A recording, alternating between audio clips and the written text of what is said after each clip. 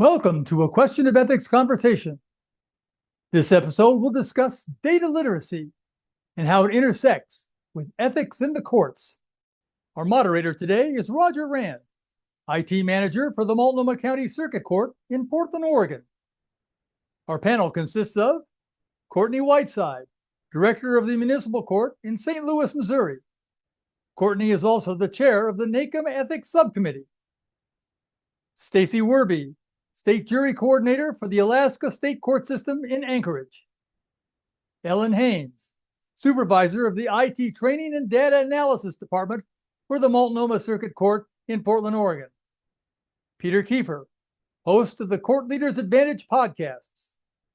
Jeff Chappell, Court Administrator for the Municipal Court in O'Fallon, Missouri. And Credell Webb, Chief Diversity, Equity, and Inclusion Officer for the First Judicial District in Philadelphia, Pennsylvania. So let's join Roger in today's discussion on data literacy. Welcome, everybody.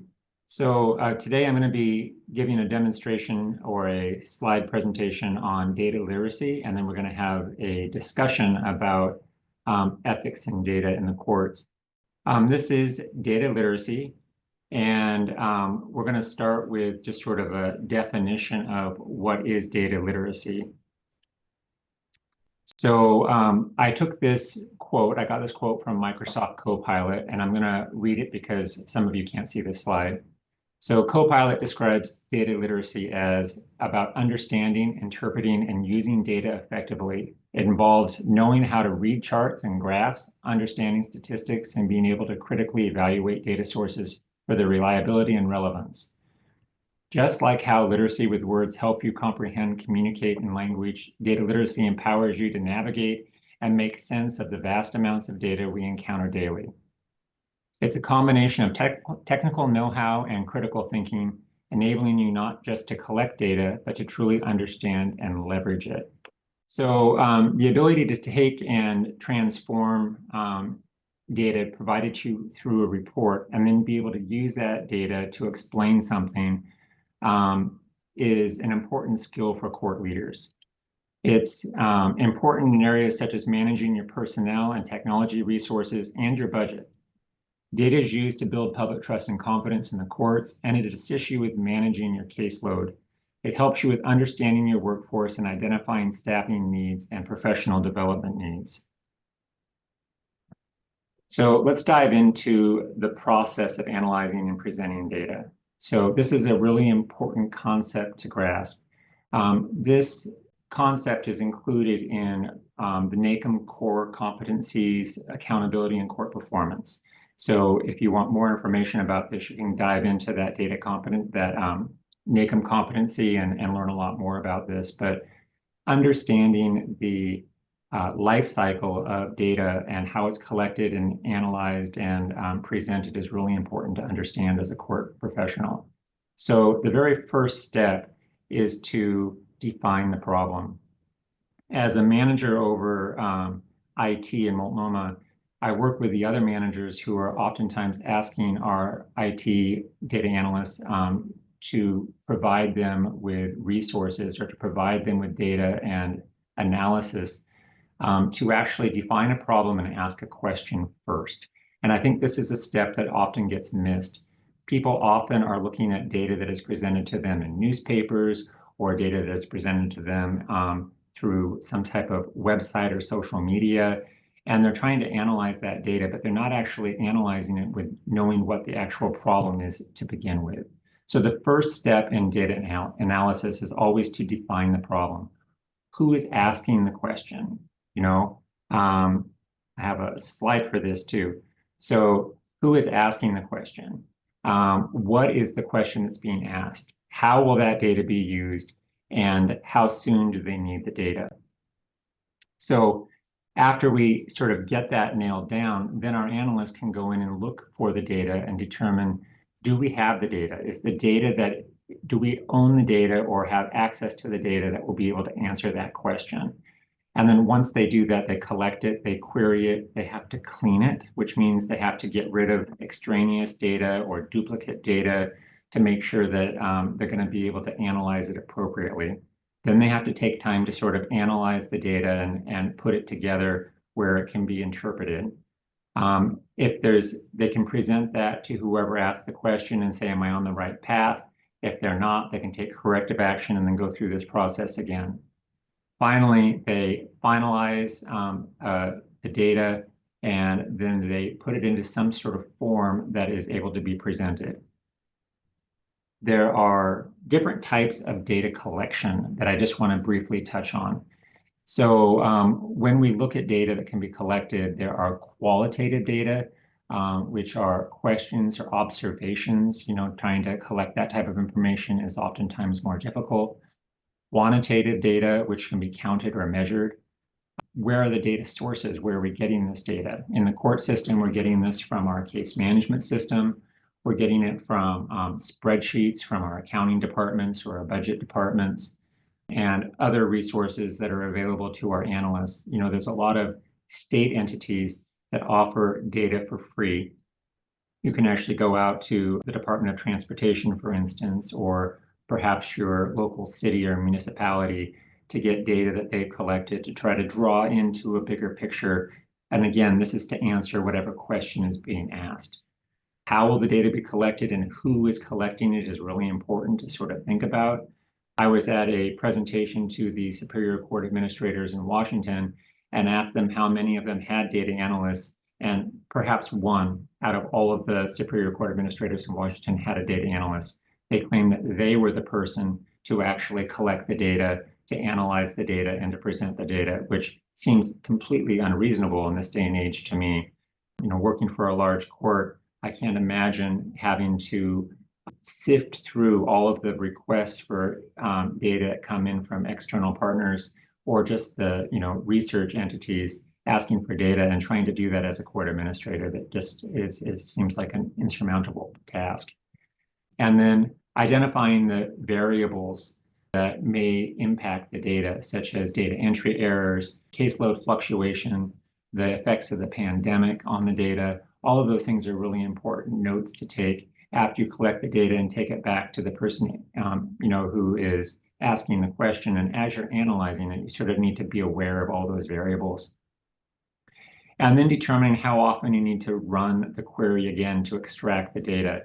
Is this something that's once and done? Are you looking at a finite period of time, like all felony, high-level Class A felonies from 2023? Or are you looking at a sort of a over time, what's happening over a certain period of time? So as we move forward, we collect the data, then we need to analyze it. And again, this is where I was just mentioning there are methods of analyzing that data over time and trend analysis. Against targets and standards, we may have standards, which I'll get to in a second, for the courts that NCSC has put out for us. Internal benchmarking. Perhaps your bench, your judges have given you requests to meet certain goals. They want to make sure that they're closing a certain percentage number of their cases within 180 days. External benchmarks, which could come from our partner agencies. Some examples could be mental health benchmarks that are being presented by the city or by our county and trying to improve access to mental health or trying to get them data. Sometimes those requests come in from external entities. We want to make sure that as we analyze it, that we are flexible, but we keep it meaningful and we keep it consistent. And then when determining how we're going to disseminate the information or present it, we really have to ask ourselves, who's the target audience? What is the intended usage? And what is the message that we're going to convey? And this is going to get us into our ethics questions in a couple of minutes. But really, determining that there's also a difference in who's asking the question, because in some cases, part of the data analyst's job, if it's a researcher who's submitted a request for data from the outside, oftentimes they are very vague in their requests, and it's our responsibility to call them and sort of talk through their request with them and sort of identify what is the intended use, why are you pulling the data, what is the message that you're trying to get across, because oftentimes they don't know what data we have available, and sometimes when they're requesting data, they request the wrong data. And if they are trying to just get data for the purpose of having data to prove a point that they've already made, this is really going against this whole cycle of data analysis. So understanding that is all part of data literacy, I think, to really sort of capture quickly in a nutshell this cycle of data analysis, especially in the courts. Some of you may be thinking, well, what are the measures that courts are going to want to look at? The National Center has set up a great resource for us in core tools you can get to. You can just Google core tools NCSC and you'll come up with their site that's been in place for a number of years, and it is continually updated. So they help us with data requests that are most commonly requested, and they define 10 court performance measures listed on this slide. So the first is a court performance measure of access and fairness, then clearance rates, time to disposition, age of active pending caseloads, trial date certainty, reliability and integrity of case files, legal financial obligations, effective use of jurors, court employee satisfaction surveys, and the cost per case. So they provide you with guidance on how to conduct these performance measures, and it's helpful and important to familiarize ourselves with the data lifecycle so that we can adequately measure up when we're requested to do so. As a brief example to number one, to the access and fairness, the Oregon Judicial Department earlier this year sent out a survey for access and fairness. We posted this on QR codes throughout the court on our digital display monitors, and we asked our jurors, and we get a large number of jurors, approximately 350 at a time, who come into the courthouse, and we put that QR code up on the screen and ask them, after they complete their jury service, to complete this access and fairness survey. So that's an example of how to collect data. And then, of course, our state court administrator's office will need to analyze that data. Oftentimes, it's going to be subjective, and then put it into some sort of format that can help the court improve access and fairness in the courts. So this takes us to the best part of this discussion, which is where we open up the lines here to those of you who are dialed in to talk about data and how courts are using data and how we're telling the story of data. So the first question that we have today is, when we're figuratively painting a picture, telling the story of data, so this is when we're presenting that data, are we manipulating the audience by how we present it or omitting data that doesn't meet our needs? So do we have someone who wants to sort of chime in and talk about this? Roger, it's Creedell. Hi, I'll chime in. I think that when you're using data to tell a story, you can get caught into this trap. You see many of organizations getting caught into this, telling the story of the data that they want to tell or leaving something out that does not promote their best interest. However, I don't think this is a best practice. I think what courts should be doing, or any organization should be doing, is using the data responsibly so that way that you can improve. So whether that story paints you in a positive light or negative light, it's always a positive thing to figure that out so that way you can make those adjustments. I think I would add that I can boil it down to maybe 3 general categories of why we are using data and statistical information. One is to monitor an operation ongoing. The second is to actually make a decision on something, and you want to have the best data. The decision maker wants the best data for making that decision. But the third is to convince somebody of something. As Creedell, you said, it may not be the best practice, but I'm going to say most of the time when I am presented with data, it is to try to convince me of something.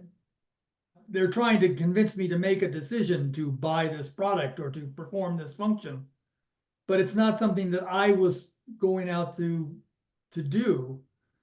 And so there is a natural tendency to use the data that is going to make your argument look most favorably, and may not include information that is going to make your case weaker. I mean, the point is, for even in a trial, you're sitting there saying, let the other side bring that up. If somebody wants to bring up that other side, it's not for me to sit there and debate both sides. I'm trying to convince you to do this, whatever this thing is. And so here's the best information. And in addition to that is the venues, the formats that we usually see this in large plenary sessions.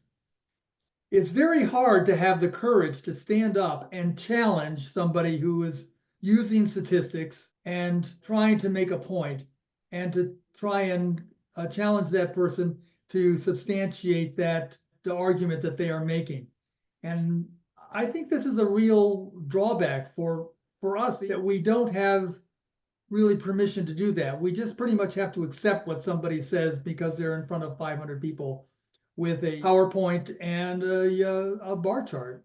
This makes me think of potentially, like, for those of us who ever do budget presentations. You want to talk about your productivity, you want to talk about collections per case, you want to talk about filings to dispositions, you want to talk about all these things, but data always has two meanings, if you will. So on one hand, yes, we are closing 60% or 80% of the cases that are filed with the court, right? So the court's closing those, but then, like, how are you closing them, right? So it's like you're scratching the surface of the data, like, hey, we're closing this, but the question is, like, how are you closing them, right? Is everything through plea agreement? Are there trials? What does that look like? But by not presenting all of the data, if I just tell you, hey, we're closing 85, 90% of all of the cases filed in a year, it would look like potentially be able to be presented and look like you are a well-run court, you guys are productive, whatever have you. But when you look further down into the additional data that those numbers provide, you're not really that productive, because really everything's being disposed by plea agreement.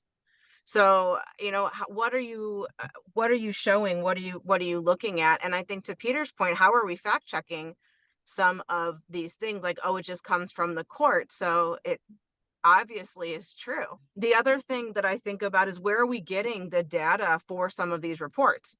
Bad data in, bad data out. A lot of our case management systems are so reliant, the data that comes out of them are so reliant upon how we enter information into our case management systems. One of Roger's slides talked about the room for error, the measurement of error, and I think that all kind of plays into what we're presenting, what we're omitting. I find it all quite interesting. And to what Credell said, the responsibly using data.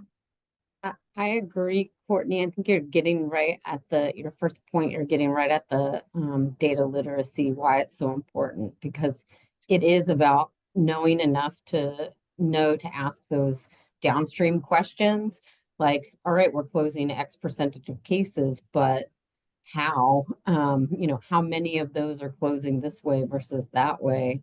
And that's the part where I think we talk a lot about, like, just it takes so much experience to be able to think like an analyst in that way. And I think we have leadership that does get there too through experience and starts to ask those subsequent questions. And for the analysts, it's about trying to anticipate maybe some of those subsequent questions that might come up. So when you get your general question, what percentage of cases are we closing within this time period? Great, we can turn around and churn out some numbers, but ideally you have your leadership and your analysts thinking through that, like, all right, well, maybe we should be looking a little bit deeper to see, like, what are the drivers for how we're getting there? And, is there anything of interest in there that we need to look at a little more closely? I think in general, like, yes, the answer to this question is yes. We are, and I think sometimes it is appropriate, like Peter said, because you are trying to make an argument for, changing a process or whatever it is. But I think the really important part is for the leader and the analyst to be thinking about, making sure that you're second guessing your objective, your outcome that you want to realize, that you are doing the steps internally to sort of dig into like disproving what it is that you're trying to show, so that you're not just sort of like creating your own story and cherry picking the information. There should always be that work should be going into it to say like, all right, let's try to prove the opposite and see where we land. Let's challenge our assumption. We should constantly be trying to, disprove the point that we're trying to make, just to make sure that we're right in using the data to make that point. Yeah, I think that makes great sense. When we talk about like if you're on a payment plan, like percentage of payment plans that were completed, that people were made good on their legal financial obligation, and you want to present that, right? But are you going to present it as this many people, or this percentage of payment plans that we have out there have been completed, or the amount that's withstanding, right? Like those are both data points, and they're both valid. But depending upon whether you are trying to convince someone that you need to revisit your process, your collections processes, or you are trying to talk about the productivity of your court, that's going to really depend. And those are essentially the same report, the same a set of data. It's just you're kind of manipulating how you are presenting it to serve your need. So I think that is something. And I think the other part of it too is the public now demands a level of transparency that they haven't in the past. And we're just out here in the courts being these mythical creatures, and the process is totally mystified to people. So you put these numbers out there and they want them, but they have no idea what they're actually talking about or looking at. So I find all of this very interesting. The second question is, what role does data literacy play in increasing public trust and confidence? Everything. I mean, the first thing I think of here is collections per case, because people are going to see that as a profitability margin. That's you guys are obviously making money, when it's quite the opposite. It's actually not utilized for that. But again, I think we have to be very cognizant of the public's understanding or lack thereof of our processes and what we do and our purpose, and be cognizant of where they are on that before we just start throwing a bunch of numbers out in the name of transparency. So I think we need to be careful with that, but I think it's very important. I think it can be very important. I think that data literacy is not something that is a very high priority with a lot of folks. And so that there is just an inherent distrust of the courts when we use statistics like this. And I'm not sure how to solve that problem, because what we're talking about in terms of data literacy, if you're going to get down to it, it's going to be, let's have a class on statistics so we know what we're looking at, and everybody has to take a cup of coffee to stay awake. But it is extremely important to be able to understand this stuff and to trust the data when it is presented, and the ability to challenge the data when it is not fully transparent. Well, and Peter, I thought you'd jump all over this, because I think that there's also, if you want to look at individual court statistical data, or state collaborative data, or national, like an aggregate of the national data, so many courts don't report to national repositories. So like how valid are these numbers? I struggle with that. Creedell, was that you or Jeff? That was me. I wanted to add that data literacy, when I think about that, you're thinking about communicating data, understanding data, you're thinking about analyzing data, all of those things, and it's going to work on both ends, the courts when they're communicating data, as well as the public. So when you ask the question, what role does it play in increasing public trust and confidence? I think it plays a large role. And I will also say, I think it adds to accountability. So if we think about that first question that you asked about painting the picture, let's say you're trying to paint a positive picture to the public by just focusing on that quantitative data that Courtney was talking about without looking at those qualitative aspects. If the public understands that that's what's been done, they're going to raise some questions, and they may say, oh, we don't really trust this. So that could decrease public trust and confidence. And what that's called is the McNamara fallacy of logic. It's a fallacy of logic where you try to communicate data based totally on quantitative data and leaving out the qualitative aspects. And so if you have a public that understands that data literacy is important, and you have a court that understands that data literacy is important, now we're communicating because everybody is on the same page. So it holds those who are presenting the data accountable, and those individuals who are analyzing the data are also truly understanding what's going on, because oftentimes data can be confusing. As soon as you start talking about data, you have a certain amount of people that would just check out because they don't know, they may not trust it. But if they have data literacy, it may make it easier for those individuals to understand what is being presented and whether it's credible or not. Well, and Cordell, I think that credibility comes down to how often is that data available and how old is that data and how easy is that data to be found. I mean, coming from the show me state, we are not very quick to develop. And I mean, our data is compiled annually instead of monthly, or at least presented. It's in Excel spreadsheets that are buried in tables that aren't even labeled what the general public would even know. And it's just like, if you have a dashboard with data that is updated monthly, weekly, daily, I mean, depending on how frequently it's updated, they can trust that data more often when it's updated more frequently, in my opinion. And I think that's where we fall behind on that, because the data is there. It's just how often do they want to compile it and disseminate it, unless it's requested. I think part of the burden falls on the courts to provide a little bit of explanation and teach a little bit of data literacy when we're providing things like that to the public. Like some sort of context.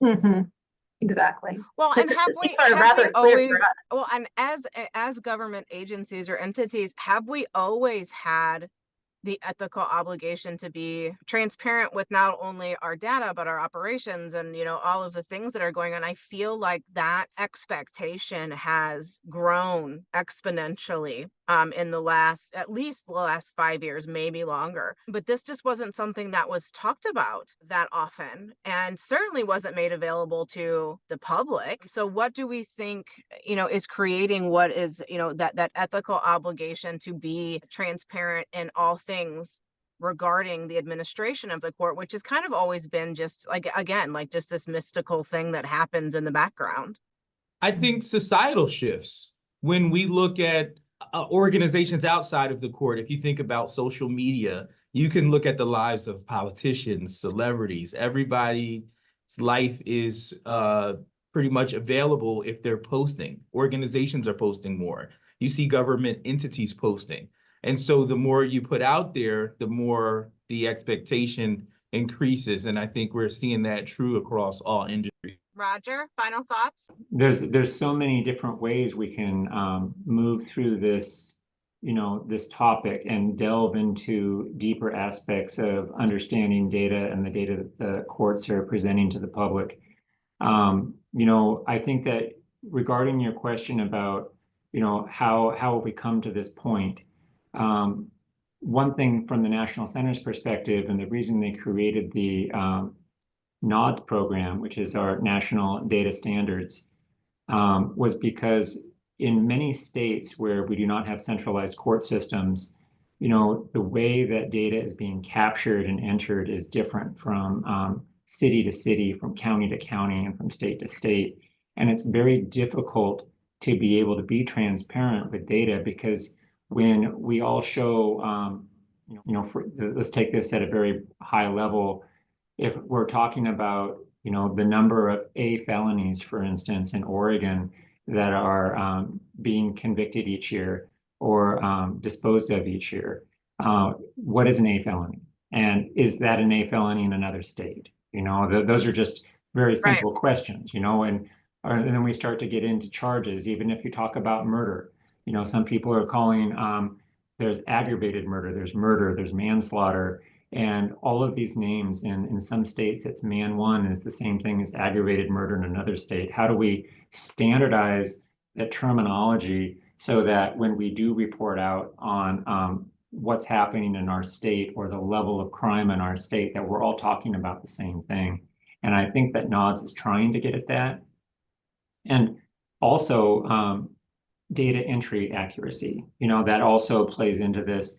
When we have a multitude of dashboards in Oregon that are available to us internally, not externally. Those dashboards all have great, we have hopes of being able to create some more publicly available data later, but we are still in the process, years into it, of trying to clean up the data. We have a dashboard for our supervisors across the state just to go in, and it highlights areas where their employees need to go back in and clean up entries in our case management system because it's just not there. And then when Ellen's department's asked a question about data, oftentimes they can't give an accurate picture because, the data elements weren't entered correctly. And then the data analysts have to go back to those people who are doing the data entry and saying, folks, your department hasn't been doing this correctly. So there's a lot, I think, with data standards that pulls into this. And that is part of data literacy, is understanding those variables and making sure that we clean up our data before we present it. And that process will, I think, increase public trust and confidence. To add a disparaging footnote to Roger's discussion, this discussion, at least about the non-standardization of charges and cases, is an exact discussion that I remember having in 1980, and it's been 40 years and we're still discussing the very same problem. How much progress have we made in 40 years when we're sitting around saying what a charge in one state is not the same as a charge in another state? Sometimes cases are multi-defendant, whereas another state has each charge per defendant. These are the same problems we've been having for decades. In terms of data literacy, we need to actually make some progress in standardization. Well, this conversation may make it happen. You never do know. We're a powerful source. Thank you, Roger, for doing that, for presenting that for us today. I love data. I think it is an extremely useful tool. So I really appreciate this. And I think there's lots more to discuss and talk about this as we move into other facets of the court. Ellen, thank you for joining us. We appreciate you. We appreciate you putting up with our Roger all of the time. And thanks for taking time out of your day. Our thanks to Roger, Courtney, Ellen, Stacy, Jeff, and Credell for their insights on data literacy, ethics, and the courts. This is an important area of court administration and deserves added attention. We invite you to join our Question of Ethics conversations. They're held periodically after our NACM Ethics Subcommittee Zoom meetings on the fourth Thursday of each month at 2 p.m. Eastern Time. We hope to see you then, and have a great day. Thanks for joining us today. The Question of Ethics conversation is a regular segment on ethics, courts, and court administration. Today's episode will be available on our website, in the Court Manager Journal, on the Court Leader website, on YouTube, Facebook, iTunes, LinkedIn, and on X, formerly known as Twitter. Become part of the conversation. Join us live when we hold the Question of Ethics conversation. Episodes are held immediately following the monthly NACM Ethics Subcommittee meeting on the fourth Thursday of the month. Check the NACM Committee webpage for the schedule and Zoom link. If you have questions, comments, or ideas for future conversations, email us. Our address is ethics@nacmnet.org. Did you hear an interesting comment by one of the panelists that you would like to listen to again, but you don't want to search the entire episode to find it? The Additional Resources section on the webpage has a question time marker sheet. Find the discussion question on the sheet, and next to it is the time that question was asked. You can quickly fast forward to that time and listen to the panelists' comments. Remember, if you don't have time to watch an episode, you can always listen to the audio version. Listen in your car or on the bus on your way to or from work. You never have to miss an episode. I'm Pete Kiefer, and on behalf of our guests, the Court Leader website, and the National Association for Court Management, thank you, and have a great day. The views, information, and opinions expressed during this episode are solely those of the hosts and the individual presenters. They do not necessarily represent the position of the National Association for Court Management.